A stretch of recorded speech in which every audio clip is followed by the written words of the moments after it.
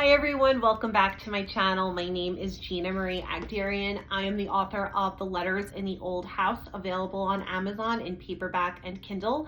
I will have a link to purchase the book in the description below. So today is another episode of Book Talk. If you're new here, this is a series where I talk about a book that I recently read, what I liked, what I didn't like, and ultimately help you determine if you would like to read this book. So today I'm talking about The Storm We Made by Vanessa Chan. It is a Good Morning America book club pick, and rightfully so. I'm giving this one a 4 out of 5. This book was extremely educational to me. It is a World War II book, it's set during World War II, but it's not your typical viewpoint of the British or from the Americans or even from the Japanese or the Germans.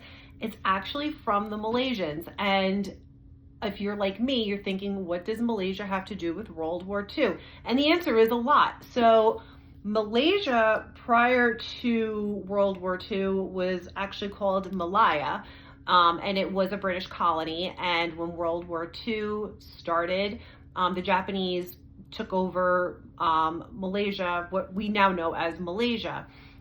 So these folks in what we now know as Malaysia were under colonial rule. And what happened to the folks in today's Malaysia, and abuse and trauma and sadness and sickness and just everything, lives being torn apart, is something that history doesn't always discuss. Documentaries don't always really discuss it. It's always more on the focus of what was going on in Europe, which of course was extremely sad and deserves to be talked about. But this was a piece, I think, that really should be discussed more, and how the Japanese treated the folks in Malaya.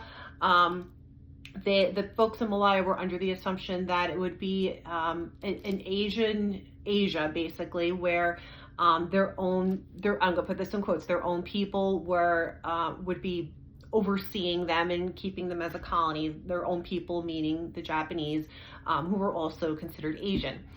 Unfortunately, the Japanese treated these folks absolutely horribly, and the book goes into detail about that, so extremely educational for me personally. This story, in a word, is just completely heartbreaking. It is about a woman named Cecily and her family and how the war affects them. And you learn and understand Cecily's role in the Japanese takeover. She does act as a spy, and she's working with a man who is Japanese, who is disguising himself as British, with changing his accent and infiltrating basically the British government. So you get into all of that, and it does have the dual timelines of the past and then the present being the 1940s, which I always love. I love when books go back and forth that way and seeing how things come together at the end.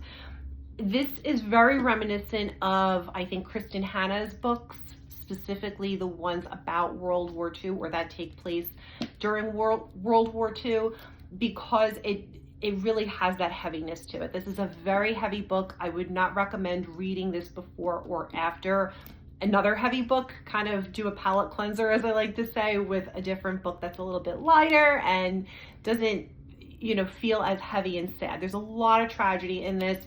If there are things that upset you, like children being sexually abused, sexually assaulted, raped, killed, you may not want to read this, but if you're able to stomach that, there's a lot of tragedy in this book. It's an excellent book. It's a very sad and heartbreaking book, but I do think it's extremely important. This is a very important book, especially if you're unfamiliar with Malaya and its role in World War II, because I feel like that's a piece that's been forgotten.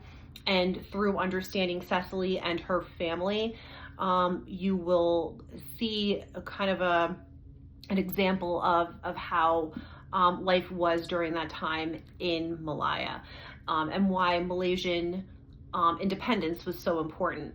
So very heartbreaking, very sad, but very important. The Storm We Made by Vanessa Chan. Let me know in the comment section if you like this book, didn't like this book, or plan to read it. And as always, guys, happy reading.